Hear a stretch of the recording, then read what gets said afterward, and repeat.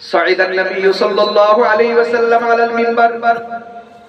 আল্লাহর নবী একদা মসজিদে নববীর মিম্বরের উপরে বসলেন।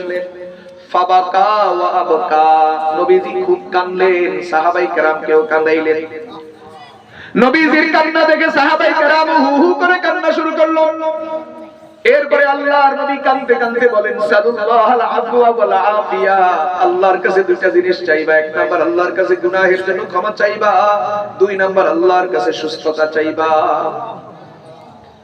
সাল্লাল্লাহুল আফওয়া ওয়াল আফিয়া, এক নাম্বার চাইবা ক্ষমা, নিজের জীবনের গুনাহের জন্য ক্ষমা চাইবা। নিজের গুনাহের জন্য ক্ষমা চাওয়া এটা লজ্জা নয়, বরং এটা গৌরব।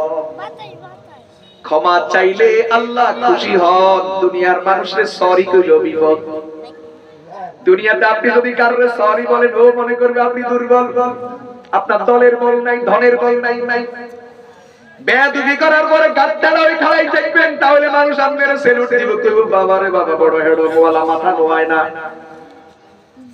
কথা কয় না। দুনিয়াতে যদি অন্যায় করার পরে সরি বলেন, অনেকে আপনাকে দুর্বল মনে করবে, অসহায় ভাববে, আপনার ঘাড়ের উপরে চেপে বসার চেষ্টা করবে। কিন্তু আমার আল্লাহ এমন এক জাত, এমন এক সত্তা, তার কাছে কেউ যদি সরি বলে, কেউ যদি তার কাছে ক্ষমা চায়, ওই বান্দার প্রতি আল্লাহ তাআলার রহমতের দরিয়ার জোশ উঠে যায়।